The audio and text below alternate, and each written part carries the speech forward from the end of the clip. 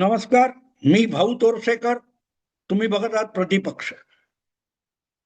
मित्रांनो, जरांगे पाटील यांच्या आंदोलनाला आता मला वाटतं 1 वर्षापेक्षा अधिक काळ होऊन गेला असेल किंवा नसेल. पण तुम्हाला आठवत असेल तर महाराष्ट्रामध्ये सत्तांतर झाल्यापासून एकनाथ शिंदे मुख्यमंत्री झाल्यानंतर अल्पावधीतच जरांगे पाटील यांचं एक आंदोलन सुरू झालं होतं. आणि त्यावेळेला मराठीतल्या सगळ्या पुरोगामी पत्रकारांनी अंतरवली सराटी हे आपलं हेडक्वार्टर बनवलेलं होतं. रोज जरांगे पाटील काय तोंडाला येईल ते बडबडायचे आणि ते ब्रेकिंग न्यूज म्हणून दाखवलं जात होतं. कदाचित त्यावेळेला मला वाटतं संजय राऊत तुरुंगात असल्यामुळे मराठी पत्रकारिता अक्षरशः भुके कंगाल होऊन गेली होती.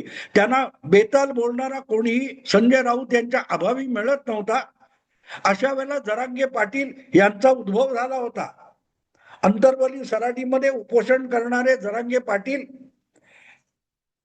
यांच्या उपोषणात त्यांची तब्येत बघायला गेलेल्या किंवा त्यांना इस्पितळात दाखल करायला निघालेल्या पोलिसांवर दगडफेक झाली आणि त्यानंतर दंगल उसळली आणि त्याचं भांडवल करून जरांगे पाटील हे बघता बघता अक्षरशः मराठ्यांचे सर्वोच्च नेते होऊन गेले. इथपर्यंत की स्ट्रॉंग मराठा म्हटले जाणारे शरद पवार सुद्धा या वयात आणि इतक्या व्याधीग्रस्त असताना सुद्धा अंतरवली सराटीला जाऊन पोहोचले.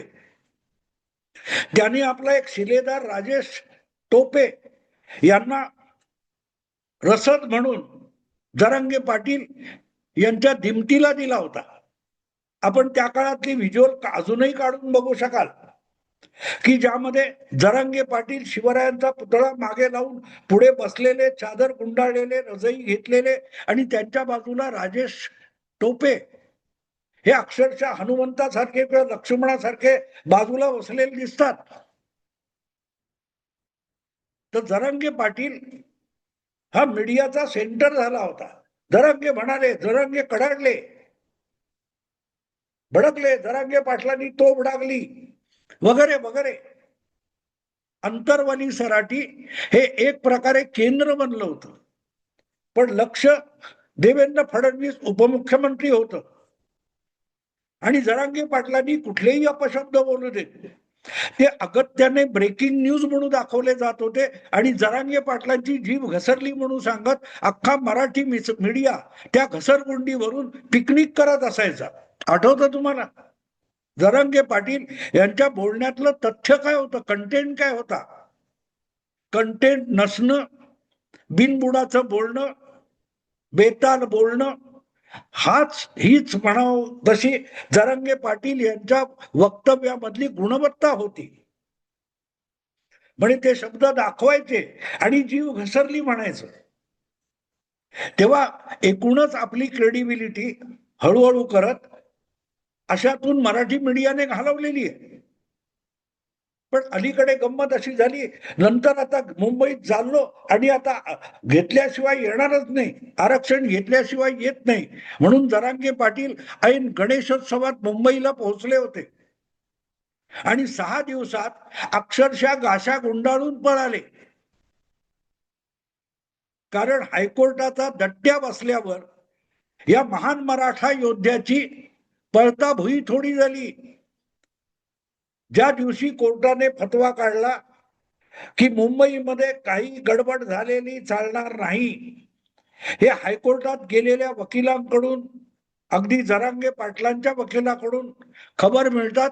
जरांगे पाटील त्या दिवशीचे रात्रीचे 12 वाजण्याच्या आत मुंबईच्या हद्दीतून बाहेर पडले होते. आणि तुम्हाला आठवत असेल त्यावेळेला मराठी पत्रकारांमधल्या काही महिलांनी सुद्धा जरांगे पाटलांचे मराठा योद्धे महिला पत्रकारांची छेड काढतायत यावर चर्चा झालेली आहे, ती दाबली पण गेलेली आहे. ही सगळी आठवण मी एवढ्यासाठी करून देतोय की जरांगे पाटील जे गेले त्यातून काहीही निष्पन्न झालं नाही, मराठ्यांना काही मिळालेलं नाही. त्यानंतरच्या झालेल्या सगळ्या निवडणुकांमध्ये जरांगे पाटील यांना काहीही साध्य करता आलं नाही आणि मराठा समाज जरांगे पाटलांच्या बरोबर कसा नाही हेच मध्यंतरीच्या सगळ्या निवडणुकांमधून सिद्ध झालं. नगरपालिकांच्या निवडणुका असोत, नगर परिषदांच्या निवडणुका असोत, महापालिकांच्या निवडणुका असोत, जिल्हा परिषद तालुका पंचायतीच्या निवडणुका असोत, त्यामध्ये जरांगे पाटलांच्या मराठा समाजाने सत्तेत बसलेल्या महायुती सरकारला ज्याचे नेते बामण देवेंद्र फडणवीस आहेत त्यांच्या बाजूने कौल दिला. याचा अर्थच जरांगे पाटील हा मराठा बहुसंख्य मराठ्यांचा नेता नाही, ते त्याला मराठा नेता मानत नाहीत. हेच मराठा मतदाराने आपल्या मतदानातून दाखवून दिलं. विधानसभेपासून नगरपालिका महापालिकेपर्यंत, जिल्हा परिषदेपर्यंत आणि कुठपर्यंत ज्या जालना जिल्ह्यामध्ये अंतरवली सराटी येते तिथल्या कुठची ती नगरपालिका त्यांच्या जवळ आहे, तिथे सुद्धा चक्क ब्राह्मण नगराध्यक्ष निवडून आला. मला वाटतं तो तालुका ते शहर आठवत नाहीये, पण अंतरवली सराटी ज्या तालुक्यामध्ये येते त्या तालुक्याचं जे नगरपालिका आहे तिथे चक्क ब्राह्मण लोकांनी निवडून दिला. इतका मराठा मतदाराचा प्रचंड विश्वास जरांगे पाटलांवर आहे. पण तो जरांगे पाटील मराठी माध्यमांना इतका लाडका होता की त्यांनी काहीही बरळावं, त्यांनी कुठेही घसरावं. पण एकदा जरांगे पाटील यांची हवा गेल्या 4-6 महिन्यात गेली आहे, त्यानंतर मराठी पत्रकारांची, मराठी मीडियाची अक्षरशः उपासमार झालेली आहे. त्यांना दुसरा कोणी बेताल बोलणारा सापडेनासा झालेला आहे. आणि आजकाल संजय राऊत यांच्या बेताल बोलण्यामध्ये काही प्रमाणात थोडीफार शिस्त येताना दिसते. आणि त्यामुळे खुळचट बोलणारा कोणतरी पाहिजे, बेताल बोलणारा, बेछूट बोलणारा, याच्या शोधात मराठी पत्रकार होते. आणि त्यांना अचानक मराठवाड्याच्या बाहेरची अंतरवली सराटी सापडली, मराठवाड्याच्या बाहेरचा जरांगे पाटील सापडला. आणि आता हळूहळू करत या नव्या अंतरवली सराटी आणि नव्या जरांगे पाटला भोवती मराठी मीडिया हा कन्सोलिडेट होताना दिसतोय, एकजूट होताना दिसतोय. या नव्या जरांगे पाटलाचं नाव रोहित दादा पवार पाटील आहे आणि नव्या अंतरवली सराटीचं नाव बारामती आहे. जी बारामती शरद पवारांनी आपल्या 6 दशकाच्या राजकारणात आणि नेतृत्वातून जगाच्या पाठीवर, जगाच्या नकाशावर एक महत्वाचा बिंदू म्हणून, महत्वाचं केंद्र म्हणून नावारूपाला आणली. तिची अंतरवली सराटी करण्याचं व्रत किंवा नवस किंवा निर्धार रोहित पवारांनी केलेला दिसतो. अन्यथा इतकं बेताल कोणी बोलणार नाही. अजितदादांना न्याय देण्यासाठी जणू काही मी एकटाच उभा आहे. अजितदादांची 2 मुलं यांनी आपल्या पित्याला, मृत पित्याला वाऱ्यावर सोडलाय. अजितदादांच्या पत्नी सुनेत्रा पवार यांनी सुद्धा आपल्या पतीच्या न्यायासाठी काहीही केलं नाही. हा सगळी धडपड मी एकटाच करतोय. अजितदादांच्या पुण्याईचा वारसा माझ्याकडे आहे हे दाखवण्यासाठी ज्या प्रकारची केविलवाणी धडपड रोहित पवार करतायत, आणि त्यामुळे जसा त्यांचा रोजच्या रोज धीर सुटत चाललेला आहे की आपण एवढा आटापिटा करतोय त्यातून काही निष्पन्न होत नाही, तमाशा होतो. जसा जरांगे पाटील निव्वळ तमाशा करत होते, आठवतं तुम्हाला? एक दिवस असा आला की त्या जरांगे पाटलांनी अंतरवली सराटीमध्ये 4-5 दिवस उपोषण झाल्यानंतर अचानक एका रात्री ते उठले आणि आत्ताच्या आत्ता मी चाललो सागर बंगल्यावर. सागर बंगला म्हणजे काय? तेव्हाच्या उपमुख्यमंत्री देवेंद्र फडणवीस यांचं शासकीय निवासस्थान मुंबईला सागर या बंगल्यावर होतं. त्या बंगल्यावर आता जातो. हा बामण मला गोळ्या घालून मारायला टपलेला आहे, माझ्या जीवावर उठलेला आहे, तर मी निधड्या छातीचा मराठा आहे. मी आता सागर बंगल्यावर जातो, तू राहशील किंवा मी राहीन, तू मला काय त्या गोळ्या घाल, तुला हिंमत असेल तर, असं म्हणून तडकाफडकी त्या उपोषणाच्या मंचावरून जरांगे पाटील उठले आणि मुंबईच्या दिशेने निघाले. 5-7 किलोमीटर वरच्या एका गावात रात्री त्यांचा मुक्काम पडला. त्यांच्या बरोबरचा जो लबाजमा होता त्याला त्या गावातल्या लोकांनी खाऊ पिऊ घालून झोपवलं आणि सकाळचा सूर्य उगवण्यापूर्वी जरांगे पाटील त्या अलीकडच्या गावातून निसटले आणि परत अंतरवली सराटीला येऊन पोहोचले. सागर बंगल्यावर गेले नाहीत. सागर बंगला दूरची गोष्ट, मराठवाडा ओलांडून मुंबईच्या दिशेने सुद्धा जरांगे पाटील गेले नाहीत. हा जो आवडणं, आवेश दाखवणं, नाटक करणं, हा प्रकार जो जरांगे पाटलांनी दीर्घकाळ चालवला होता, तो मी पहिल्यापासून सांगितलं होतं. हा निळ्या आभाळातला निळा कोल्हा आहे. फक्त दाखवणारे आवेश आणतो, नाटक करतो, पुढे काही नाही. आणि तेच खरं ठरलं. अजूनही मराठा आरक्षणावर कुठलाही तोडगा निघू शकलेला नाही. नेमकं तसं नाटक, पण त्या नाटकातली मजा संपलेली होती. जरांगे पाटील अजूनही बोलत असतात, पण मराठी मीडिया ते दाखवत नाही. कारण जरांगे पाटलांच्या मुळे सगळ्या मराठी मीडियाची हळूहळू करत सगळीच्या सगळी TRP रसा तळाला गेलेली आहे. जरांगे पाटील दाखवलं तर कदाचित 2-4 हजारांनी, 5-25 हजारांनी आपली TRP खाली येईल, याची चिंता आज सगळ्या वृत्तवाहिन्या आणि वृत्तपत्रांना सतावते. वृत्तपत्रांना उरला सुरला खप जाईल वाटतं. वाहिन्यांना आपल्याकडे उरले सुरले श्रोते प्रेक्षक आहेत, तेथून हातातून निसटतील म्हणून कोणीही जरांगे पाटील दिसले की कॅमेऱ्याचं तोंड उलट फिरवतो. जरांगे पाटील आपल्या फ्रेम मध्ये येऊ नयेत याची चिंता, याची काळजी सगळे वाहिन्यांचे कॅमेरामन घ्यायला लागलेले आहेत. म्हणून जरांगे पाटील आजकाल कुठल्याही ब्रेकिंग न्यूज मध्ये दिसत नाहीत. साध्या 30 मिनिटात 300 बातम्या, अशा धावत्या बातम्यांमध्ये सुद्धा जरांगे पाटील दिसत नाही. कारण त्या जरांगे पाटलांमधलं थ्रिल संपलेलं आहे, नाविन्य संपलेलं आहे. जरांगे पाटील हा वाहिन्या बघणाऱ्या प्रेक्षकांसाठी कंटाळवाणा विषय झालेला आहे. संजय राऊतांची तीच गोष्ट आहे. आणि अशा वेळेला पत्रकारांना झिंक चढेल असं काहीतरी नवं प्रकरण घेऊन आवेशपूर्ण बोलणारा माणूस पाहिजे. म्हणून हा नवा जरांगे पाटील उदयाला आलेला आहे, ज्याचं नाव आहे रोहित पवार. आपल्याविषयी बोलण्यासारखं त्यांच्याकडे काहीच नाहीये. आपल्याकडे बोलण्यासारखं काही नाही. तुम्हाला आठवतं विधानसभा निवडणुका संपल्यानंतर जेव्हा पहिल्यांदा अजितदादा समोर दिसले तेव्हा रोहित पवार आपल्या काकाच्या पाया पडले होते. आणि एका ठिकाणी एका मंचावर कुठच्या तरी बोलताना दादा गावकीमध्ये भावकी विसरले वगैरे असलं पांडित्य या डुप्लिकेट जरांगे पाटलांनी वक्तव्य केलं होतं रोहित पाटलांनी. तेव्हा तिथल्या तिथे त्याच मंचावर अजितदादांनी थप्पडलं होतं, मी जामखेडला फिरकलो नाही म्हणून पोस्टल मतावर कसाबसा निसटलास.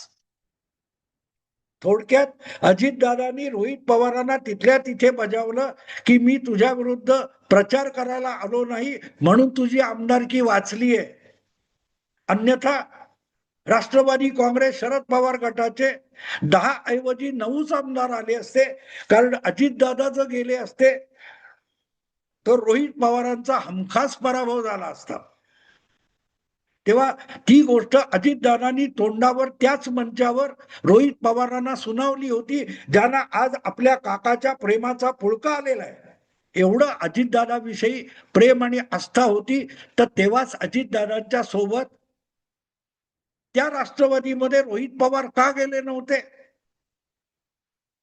तेव्हा आजोबा बरोबर राहणं हे सुद्धा ढोंग होतं.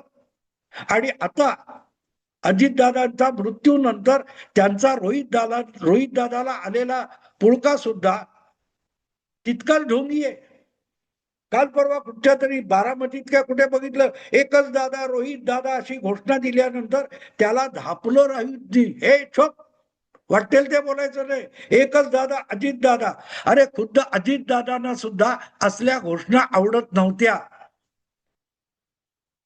2 मे 2023 ज्या वेळेला शरद पवारांनी आपल्या राजकारणातून निवृत्तीची घोषणा केली आणि गदारोळ झाला होता, त्यानंतर यशवंतराव चव्हाण प्रतिष्ठानच्या बाहेर जी गर्दी होती तिथेही अजितदादा आणि सुप्रियाताई माईकवर काहीतरी समोरच्या जमावाला सांगत होत्या. अशा वेळेला अशीच घोषणा कोणीतरी दिली होतं, अजितदादा, एकच दादा, अजितदादा. किंवा अजितदादा ह्याकडे घापरे, दादा पादा असं अजितदादा म्हणाले आणि सुप्रियाताईंनी अजितदादांच्या खांद्यावर डोकं आपटून हसून दाखवलं होतं. तेव्हा एकच दादा, अजितदादा हे अजितदादांना सुद्धा आवडणारं नव्हतं. त्या रोहित दादांनी आता एकच दादा, अजितदादा ही घोषणा देण्यात काही तथ्य नाही. एकच दादा, अजितदादा असता तर दादा म्हणजे आजोबा बरोबर तुम्ही गेला नसतात, अजितदादा बरोबर आला असता. पण सध्या रोहित पवारांना प्रसिद्धीची नशा चढलेली आहे, झिंग चढलेली आहे. रोजच्या रोज कॅमेऱ्याच्या चौकटीत कसं राहायचंय आणि त्यासाठी कुठल्याही पोलीस स्टेशनमध्ये घुसायचं, कसलाही FIR दाखल करून या म्हणून तमाशा करायचा. अगदी कॅमेरे लावलेले असताना पोलिसांना अगदी दमदाटी करायची. ही संस्कृती आहे? ही पवार खानदानाची संस्कृती आहे का?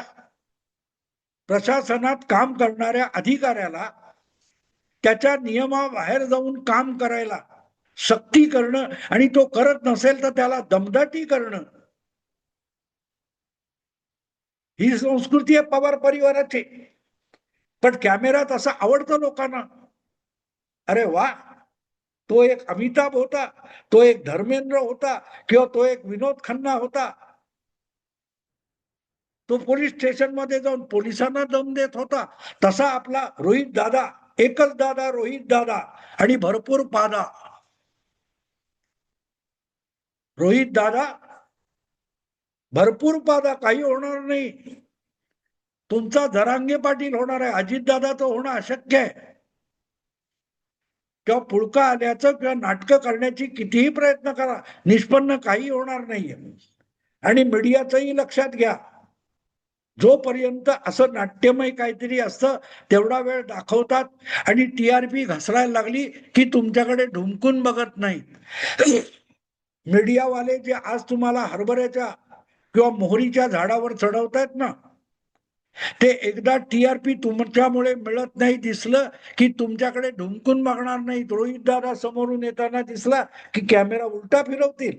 जसा आजकाल जरांगे पाटील हा टीव्हीच्या पडद्यावरून गायब आहे, तसंच रोहित दादा तुम्ही सुद्धा बघता बघता काही दिवसामध्ये, काही आठवडे पण नाही, काही दिवसामध्ये टीव्हीच्या पडद्यावरून गायब व्हाल. कारण तुम्हाला कसली चौकशी पाहिजे? अहो, हे उद्धव ठाकरेंचं सरकार नाहीये. की अर्णब काहीतरी बोलला, महाराष्ट्राच्या कानाकोपऱ्यात 212 FIR दाखल झाले. गंमतच आहे. नारायण राणे काहीतरी बोलले, डझनभर FIR दाखल झाले. नाशिक, मुंबई, आणखीन कुठे पुणे, आणखी कुठे नागपूर, फटाफट FIR दाखल झाले. लाडक्या बहिणीचे अर्ज भरावेत तसं FIR दाखल करणं हे देवेंद्र फडणवीस मुख्यमंत्री असताना आणि गृहमंत्री असताना होणं शक्य नाही. आणि लक्षात ठेवा, प्रशांत किशोरचा संशयास्पद मृत्यू झाल्यानंतर 12 दिवस 15 दिवस उलटले तरी FIR दाखल झाला नव्हता. तो FIR दाखल करण्यासाठी सुशांत सिंग राजपूत, प्रशांत किशोर नाही, सुशांत सिंग राजपूतच्या मृत्यूनंतर 0 FIR हा पाटण्यात रजिस्टर झाला होता, महाराष्ट्रात नाही, मुंबईत नाही. आज जे तुम्हाला घाई झाली, हे द्या ते द्या, त्याचं CCTV फुटेज द्या, ह्याचा पुरावा द्या, त्याची माहिती द्या, त्याचा रिपोर्ट द्या, तेव्हा कुठची गुळणी घेऊन बसले होते रोहित पवार.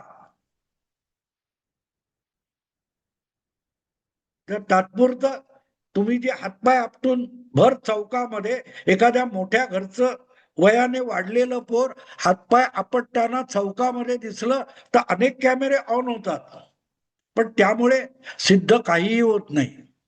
ज्या प्रकारे marine drive police station, Pune CID, Baramati police station या सगळ्यांची दारं ठोठावल्यानंतर तुम्ही राज ठाकरेंकडे आत्ता आलात शेवटी, त्यावरून कळतं तुमचा दावा किती पोकळ आणि बोगस आहे, बिनबुडाचा आहे. रोहित पवार लवकरच इतिहासामध्ये दुसऱ्या पिढीचा जरांगे पाटील अशी तुमची नोंद होईल, एवढं बोलून थांबतो. आवडलं लाईक करा, शेअर करा आणि प्रतिपक्षाला सबस्क्राईब करा. नमस्कार.